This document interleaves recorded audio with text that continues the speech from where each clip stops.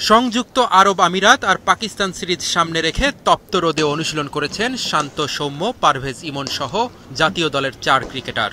ভারত পাকিস্তান সাময়িক উত্তেজনার কারণে পাকিস্তানের বিপক্ষে টি-20 সিরিজ নিয়ে শঙ্কা আছে। বাংলাদেশের অনেক ক্রিকেটারই এই মুহূর্তে পাকিস্তান গিয়ে খেলতে চান না।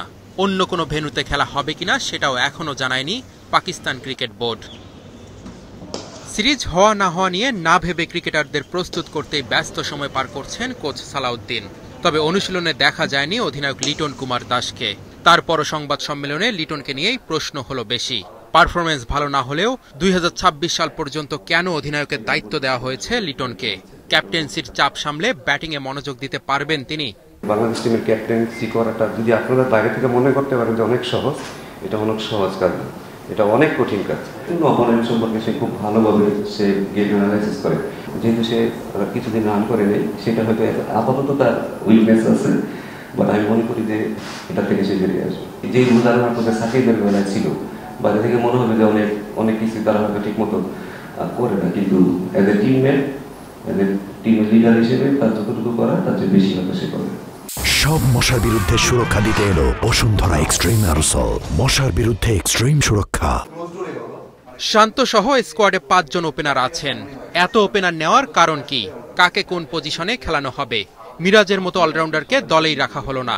এদিকে ঘরোয়া ক্রিকেটে দীর্ঘদিন ভালো করেও অনেকে জাতীয় দলে সুযোগ পাচ্ছেন না। সালাউদ্দিন জানালেন, ঘরোয়া আর আন্তর্জাতিক ক্রিকেটে বিশাল ফারাক আছে। ডোমেস্টিকের সাথে যখন ইন্টারন্যাশনাল একটা খেলা, তখন এটা বিস্তর ফারাক থাকে। যে ফারাকটা আসলে আমরা মেকআপ করতে পারছি না, এটা আমাদেরই ব্যর্থতা। কারণ একটা ছেলে যখন ঢাকা লিগ খেলে, আপনি হয়তো বেশিরভাগ সময় দেখবেন কি সেকেন্ড ওভারে হয়তো লেফট মিসম্যাচ চলে আসছে। বাট ইন্টারন্যাশনাল খেলতে গেলে আপনি দেখা যায় প্রতিদিন 140 কিলোমিটার বেগে বলকে তাদের বল ফেস করতে আসছে।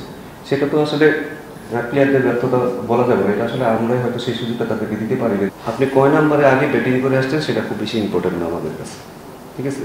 টিমের যদি আপনার রিকোয়ারমেন্ট যদি মনে হয় যে আপনাকে 7 নম্বরে ব্যাটিং করতে হবে, আপনি ওপেনার, আপনি 7 নম্বরেই ব্যাটিং করতে হবে। টিমের জন্য যেটা সবচেয়ে হেল্পফুল হবে, টিমের জন্য যেটা সবচেয়ে ভালো হবে, আমরা একটা কালচার চেঞ্জ করার চেষ্টা করতেছি। এখানে কারণ এটা কোনো ইন্ডিভিজুয়ালের কারো টিম না, এটা কারো একার সম্পত্তি না, এটা পুরো দেশের সম্পত্তি। আপনাকে যে রোল দেওয়া হবে সেটা আপনার বুঝি ভালো নাও লাগে, আপনাকে পালন করতে হবে। ভালো না লাগলে আপনি এখানে খেলার দরকার নেই আপনার। ক্রিকেটাররা দিনের পর দিন পরিশ্রম করলেও সেরকম ফল আসছে না। সালাউদ্দিন বলছেন, ক্রিকেটারদের মান উন্নয়নে কাজ করতে হবে তৃণমূলে।